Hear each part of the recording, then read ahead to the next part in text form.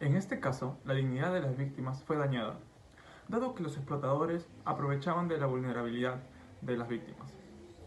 Así, bajo amenazas, las obligaban a prostituirse sin su consentimiento, tratándolas como un simple objeto.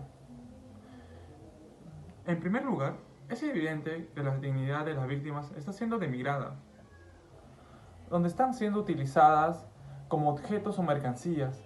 Vemos que los explotadores no aplican los derechos humanos, una clara violación a la dignidad humana, donde las víctimas están siendo tratadas sin consideración y sacando provecho por su situación. Según Sigmund Freud, donde cada persona lucha con dos instintos, eros y tánatos. En el caso de los explotadores, son dominados por esos instintos, buscan satisfacer sus deseos y obtener beneficios a través de la explotación de las víctimas, eros.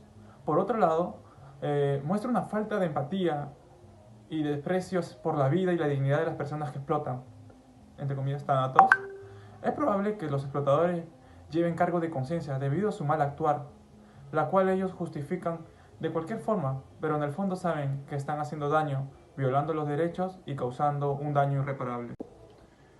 Y por último, vemos el gran actuar de las Fuerzas Armadas, aplicando un operativo, así arrestando a los explotadores y defendiendo los derechos humanos y también la dignidad de las víctimas.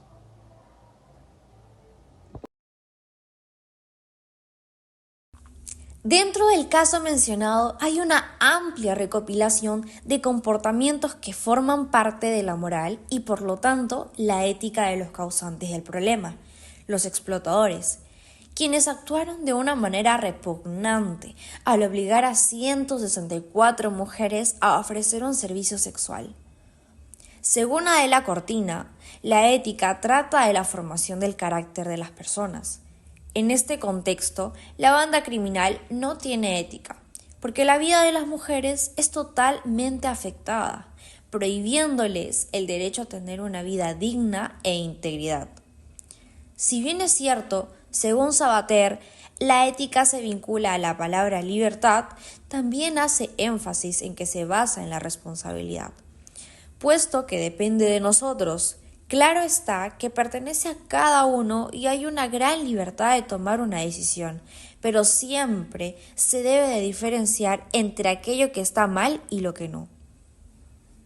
Como expresó Sabater, podemos optar por lo que nos parece bueno, es decir, conveniente para nosotros frente a lo que nos parece malo e inconveniente. En base a lo mencionado, es decepcionante que este tipo de personas egoístas busquen la manera más cruel de generar dinero a costa de la explotación de las mujeres, beneficiándose a sí mismos. No se puede rescatar ningún aspecto de ellos, pero lo que sí es que no está incluido dentro de sus creencias el valor de la responsabilidad que deben tener no solo como ciudadanos, sino como personas. Por otro lado, es relevante resaltar que el accionar de la Policía Nacional, Fuerzas Armadas y gobiernos locales cumplieron con el Código de Ética Profesional, salvaguardando la vida de las víctimas y evitando algún tipo de soborno por parte de los explotadores, un hecho que en la actualidad es muy frecuente ver en nuestro país. Respecto a la pregunta 3, ¿hay un correcto uso de la conciencia moral en los protagonistas del caso? Para comenzar voy a explicar la moral basándonos en la lectura de la autora Cortina. De acuerdo con ella, la moral es el conjunto de normas y principios que nos orientan a actuar de la mejor manera.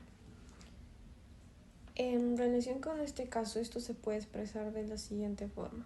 Los maltratadores no actúan con moral porque ellos realizan actos ilegales al secuestrar a las jóvenes para explotarlas sexualmente. Ellos no respetan la dignidad de aquellas jóvenes ni actúan de la mejor manera. Entonces podemos decir que ellos no tienen conciencia moral, ya que según Sabater, esto involucra la capacidad de reflexionar sobre nuestros comportamientos, implica actuar en consecuencia, siendo responsable de nuestras acciones y a su vez sentir culpa al realizar una acción que sabemos que es perjudicial. Ellos no parecen reflexionar sobre sus comportamientos, ya que no dejan de realizarlos hasta que son detenidos por la policía. Tampoco se reconoce el sentimiento de remordimiento, debido a que no les importa el bienestar de las jóvenes y las usan como un medio para un beneficio propio, que en este caso es el dinero. Incluso ellos se hacían pasar por clientes para tenerlas bajo control y no dejar que escapen. Volviendo al sentimiento de remordimiento, yo creo que puede que haya hecho aparición en estas personas, pero no tuvo evolución debido a que lo justificaban y normalizaban. Quizá por el ambiente en que crecieron, deciden ignorarlo y priorizan el beneficio propio. Entonces podemos concluir que estas personas no hacen un uso correcto de la conciencia moral. Bueno, valores, principios o virtudes que puede encontrar en el caso de explotación sexual en línea.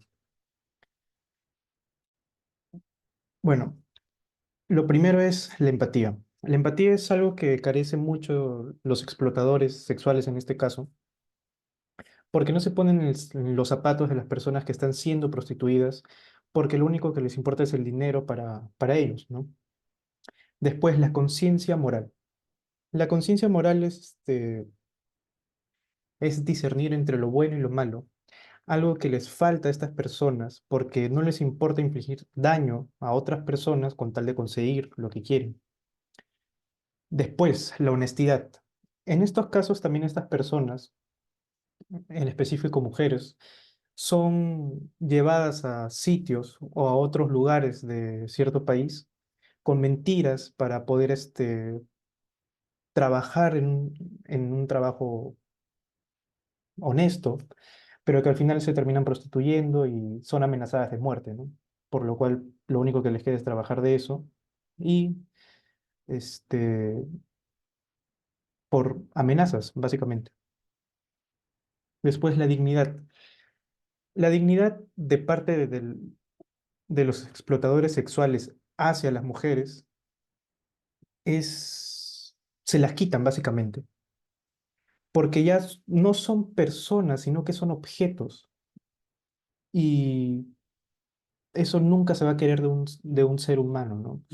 Porque como decía Immanuel Kant, un ser humano o una persona o un hombre no puede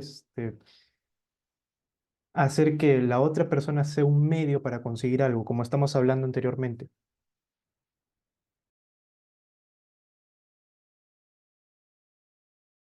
Los traficantes de personas son delincuentes que explotan a personas vulnerables para beneficio personal. Según Sabater 2012, página 89, ser libre significa que tienes la libertad de escoger entre distintas posibilidades, decidir lo que quiero intentar entre el abanico de actividades propias de los humanos. Tal como nos dice, cada ser humano tiene racionalidad, por lo que al tomar sus propias decisiones tiene que hacer uso de esta misma, teniendo en cuenta el respeto, la valoración hacia los demás. En este caso, los explotadores sexuales privan a las víctimas de su libertad, ya que algunas de ellas son llevadas con engaños y de esta forma son denigradas. Estos explotadores sexuales son personas sin valores y ética, ya que estos mismos no son obligados a obrar mal. Al contrario, ellos mismos eligen tomar el camino incorrecto creyéndose dueños de vidas ajenas. Se podría considerar que no todos los explotadores sexuales llegaron a pagar por sus acciones, ya que solo 8 personas fueron detenidas. Sin embargo, la ayuda de las autoridades para erradicar estas mafias delincuenciales va avanzando, en busca de poder romper las cadenas que privan a estas mujeres de ser libres. Si bien es cierto, aún falta mucho camino por recorrer, todo avance suma a la acción de lograr un solo propósito, y este es el vivir en una sociedad justa y libre. En Ética para Amador citaba una anécdota de don Manuel Azaña. Cuando le preguntaban si la libertad hace más felices a los hombres, él respondía: yo sé que los hace más hombres. Sabater 2012, página 93. Esto es muy cierto. No es que el ser libres nos haga más felices, sin embargo nos hace más humanos, de tal manera que vamos construyendo una personalidad auténtica y justa.